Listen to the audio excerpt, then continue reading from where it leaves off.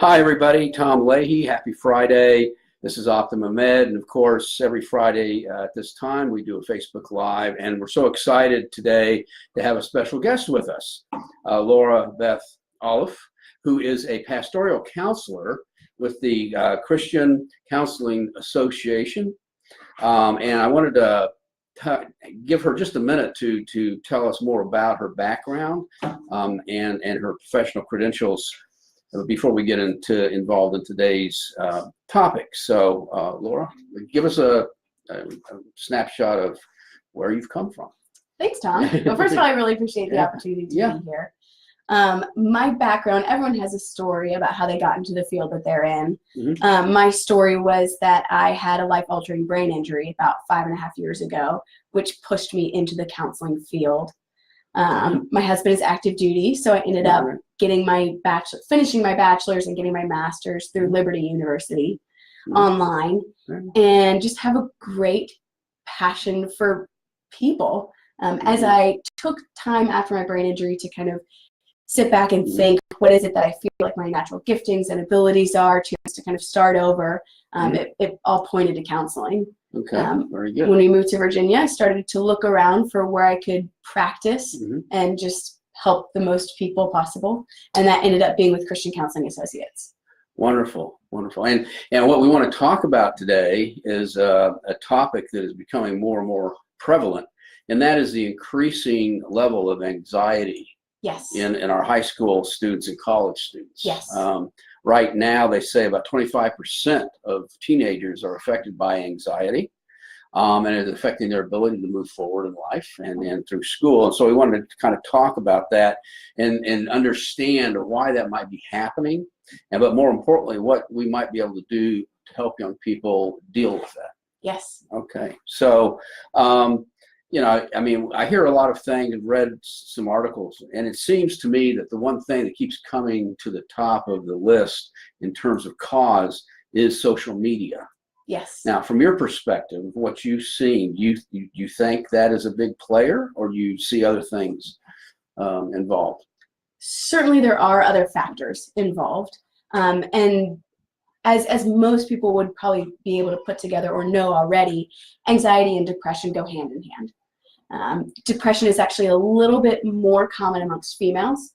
In fact, the statistics show that before a female has moved into adulthood at age 18, over a third of females will go through some bout of depression. And then, of course, that affects the rest of their lives. As far as social media goes, especially with today's youth, I graduated from high school 11 years ago. And so even the world that I went to high school in was far different than what high schoolers. So it changes quickly. It changes so rapidly. But high schoolers today don't even know a world without technology. Right. And primarily a supercomputer in their back pocket that gives them, I mean, everyone has it within arm's reach at all times. And so the prevalence of it is just enormous, again, because they don't know a world without it. And the information they're getting through social media is all about who they are. Yes. And their status. Yes. And how they measure up.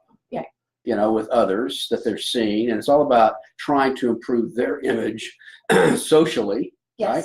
When I was growing up, that was, it's always been there for young people. Absolutely. You measure yourself against what your peers think of you. Yes. Like that. But now your peer group is huge. It's literally limitless. Yeah. and that has to have an impact when the standards are set so high and we're constantly being inundated with this information and feeling like we're not measuring up. Right. Because not only that, but there's filters on everything. And these young people are being exposed to older people, maybe in their 20s or 30s, who just even physiologically look different because their bodies have matured. And so a 13-year-old is looking at a 25-year-old on social media and thinking, well, I don't look like that. Exactly. What's wrong with me? I'm inadequate. I don't measure up. And I think the same thing applies to in the educational realm as well.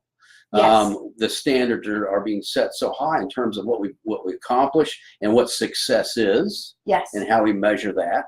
And and it all goes back to things that can be quantifiable, like GPA and SAT scores.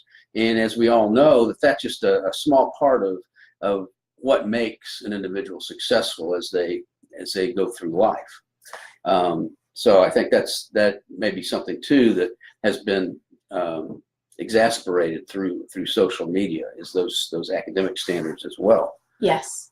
And as the world gets smaller, that indicates more options for people. And sometimes when the options are limitless, it brings paralysis, Mhm. because there's too many options to choose from, and it becomes so overwhelming. Am I going to make the right decision?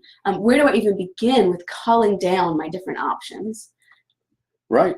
Yes, exactly. And two, when we think about all this in terms of expectations, the number of kids going on to college has increased dramatically. Yes. And it seems like it's just what everybody is expecting.